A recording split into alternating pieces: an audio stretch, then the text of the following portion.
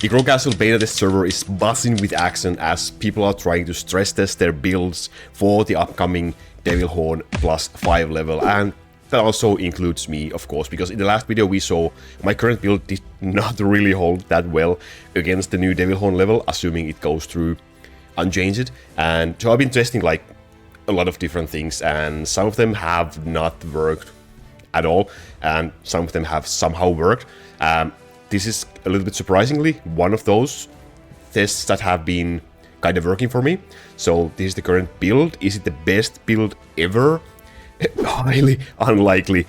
But hey, it can win the Devil Horn plus 5, so that is a start. That is something we can build on and try to improve. And I think at least we can use this to address some of the things that you have to worry about when you are doing Devil Horn plus 5. They also kind of apply to lower levels as well, but especially they are visible in this highest level Devil Horn. I'm running this on my main account's gold power, which is around 18, so it's the same amount of levels that I can have on my account currently. I tried to do this on a bit lower as well, like gold power 15 was the lowest I tried. It does run, there's some occasional unfortunate defeats, but especially if you go with the lower and lower, then I definitely want to like remove Alchemist instead and take instead Dark Assassin or someone else to help a little bit with the enemies.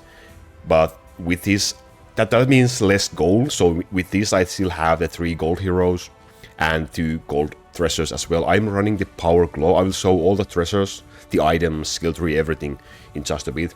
But I'm running the Power Glow treasure, and I think most probably will have to, especially if the CDE cap stays, because I'm also running the max 25 CDEs in this setup. But let's go take a little bit closer look on how things look like.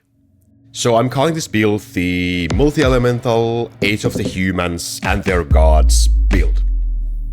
And before you say that Succubus is neither human or a god, don't try to tell me that you all would not worship her if you had a chance. Yeah, I thought so too. Let's take a closer look. So, Devil Horn plus 5 with Power Claw and 2 gold treasures. And I'm running the maximum 25 cooldown skill level plus 1 lines in this setup currently. So the cap is currently 25, and that makes my pure wizard to be 6.12. I do have this one DCD IQ accessory, which is not the best, but it helps me a little bit to get a little bit lower pure wizard. So if you don't have any DCD IQs, then you would have a bit higher pure wizard as the lowest possible with the CDE cap. If I did have a good DCD IQ staff, things would be so much easier. But hey, I don't, so that's what we go with. But the results look like this. Poseidon is doing most of the damage, basically, in my setup currently. I'm really heavily invested in gold. I have the gold base, and most of my monster lab is on gold damage. I'm still kind of trying to figure out if I go with gold or just crit damage. I probably have to do more testing with that, but that's how the damage looks like. And the boss damage is something like this. So Town Archer, Succubus, and then the rest are doing the damage to the bosses. The bosses are surprisingly not the greatest issue at all anymore, so now it's just the monsters and the mini bosses especially that are the issue. So the damage dealers in this build are Town Archers. I'm running the same items as previously with Orb of Power in here. And then we have Zeus with also the same items as previously. And Poseidon with double proccing items. This hammer is not that great, but it's the only hammer that allows me to double proc Poseidon in this setup, so that's what I have to keep. And then we have Succubus with also the same items. I might have to adjust the ratios a little bit if I want to keep on running this. I just kind of try to make it in a way that I would have to reset as few heroes as possible. And then we have a bunch of things in here that are maybe interesting. First of all, our leader, Edward. Kind of a weird pick. I might change him later. I don't know. He seems to be working. He doesn't have really great items, so in here it's just a CDE line basically, and in here I have a damage reduction line. I probably would like to have damage reduction line on the sword as well. Sadly, I don't have a CDE sword, a spare one to use for him. But the main idea is that I would like him to charge all the way to the other end of the map if possible, so that he could maybe with his militias to distract the mini-bosses, the Tauren and the Cannon a little bit, because those two are super scary in Devil Horn +5. They can kill you so fast, especially if the Cannon comes forward, starts bombing me, I'm dead. Or if the Tauren also comes and they buff the enemies, there's a huge zombie rush, I'm dead in 1 second.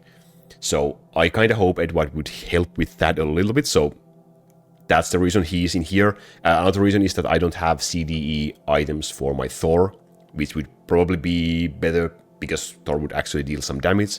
Edward doesn't really do damage in here. He probably can be run on lower ratio, though this may be a little bit overkill, but it's just to make up for the lack of one damage reduction line in here, basically so that he doesn't die. Another thing we have in here are the Paladins. The Paladins are running 2 damage reduction lines and CDE lines, so those are the most important things you want for them in this case. I'm running the near targeting as well. Also, 1 cooldown line probably helps so that you can single proc them more easily. Their role is just to like body block the enemies and also bait the poison meteors away from slingers and so on, and hopefully maybe distract the Cannon and the Tauren as well. So that's their role on the field. They seem to be doing quite okay, I would say. To help them, I do still have the slingers in here, even though the crowd control resistance is huge. I switched my items a little bit in here, so now I have knockback line, slow line, and 2 knockback lines in here. So I have 3 knockback lines and 1 slow line for my slingers. It seems to be pretty okay. It does help a little bit with that crowd control. It kinda stalls the zombies at least a little bit, so they are working in a combination to like keep my ground somehow in check, so I don't get insta-died. There's some really bad waves that still gets me, but those just kind of happen. And then we have the Angels. Angels only have 1 damage reduction line in here again. Same thing as for Edward. I need 1 more or 2 more swords maybe for them. Their main reason for being in here, they do have the static orb, so that they can help me a little bit against bosses and stuff.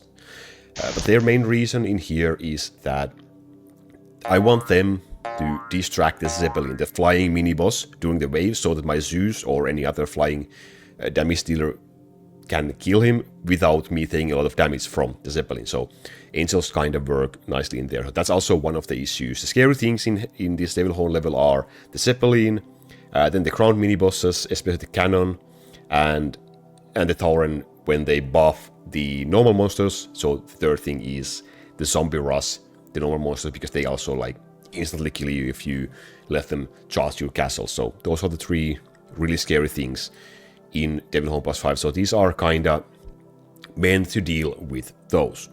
And like I said, Poseidon is supposed to be dealing with the ground monsters, Zeus is supposed to be dealing with the flying monsters, and then we have Succubus, who is supposed to be dealing well with the ground monsters as well, but also with the bosses.